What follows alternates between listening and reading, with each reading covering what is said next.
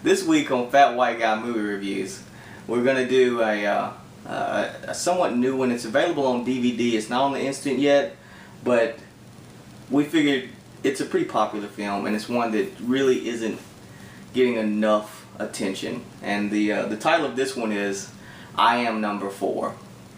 Now, to sum it up, it's about an alien who's come to Earth to escape worse aliens, and he's looking for safety. And as he looks for safety, he could possibly save the world. Mm-hmm. What do you think of this one, Steve? Yeah, I mean it was a cool cover of Twilight. It seems to be the new going theme is to take the Twilight core, and probably somebody did it before them, and whatever. The movie wasn't that deep. There wasn't a whole lot of depth or storyline behind it whatsoever. There was a girl trying to decide between two guys. One was a superhero, one was a super jock, and there was a questionable even second girl, but whatever. It was an alien.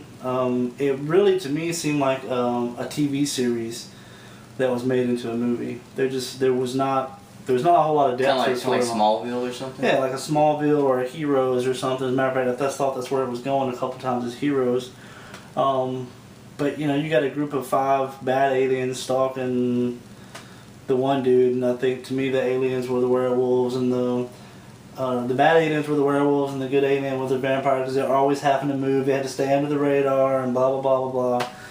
And to be fair, to judge the movie on its own merit without comparing it and let it stand alone, it was an alright movie without a lot of depth. It was entertaining. I think the lead actor, I like him. He was a good actor. Yeah, I did too. He did a good job. And I actually like the nerdy kid. I think he did a really good job. The nerdy kid actually did a whole bunch of stuff that was really memorable, and he had really nothing to work with, but yet I still remember this character more and more than the more popular, good-looking alien lead. Yeah.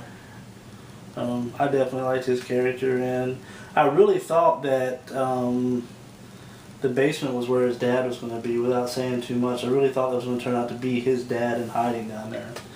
I feel like there'll almost positively be a part 2 without a doubt. I mean, it's set up for a sequel, and it's actually it's based on a series of books, so it's probably if they can get funding, which may or may not happen, it's set up for at least 4 movies. Yeah, and it's gonna be tough, especially with this little.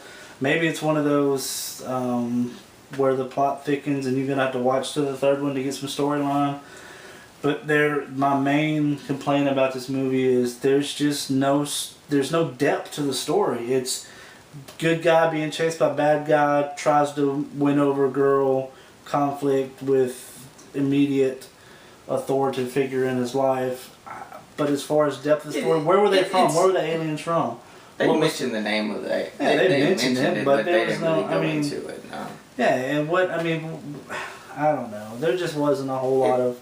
It's a basic, he's a teenage kid, and he's going through some changes, which happen, instead of, just getting, like a female equivalent to a period, he's actually getting superpowers, which, I don't know, does that happen monthly? If it happened monthly, it'd be worse. If it just all came at you at once. I guess. Yeah, that one tanked. That was not a good joke.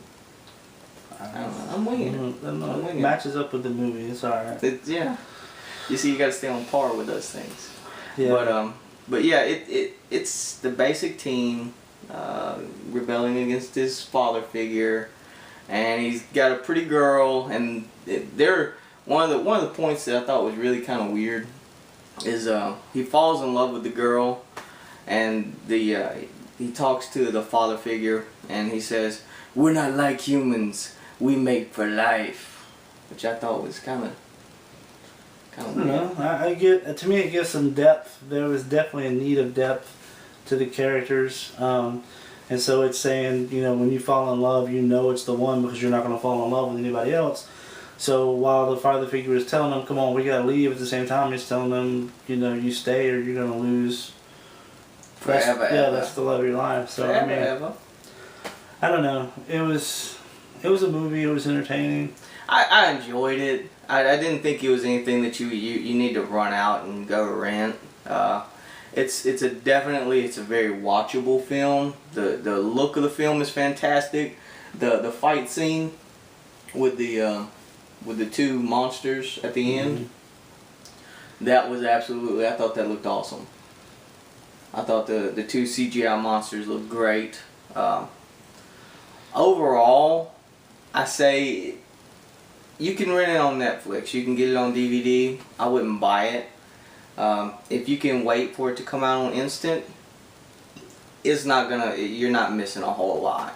Yeah, I definitely wouldn't put it on my never watch list, but I guess I'm just really disappointed because I went to the theaters and saw the preview for so long. I mean, I watched the preview probably 20 times in the theaters building up to it, and it was just, man, the trailers were awesome. The movie was sick. The movie was kind of like, that's a movie.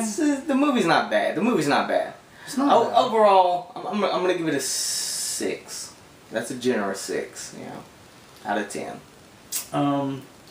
Yeah, I think I probably would give it a 5, but because I really love the dog in the movie. The dog was like, I knew that was coming. I didn't know in that exact form, but it was pretty obvious that what happened was going to happen.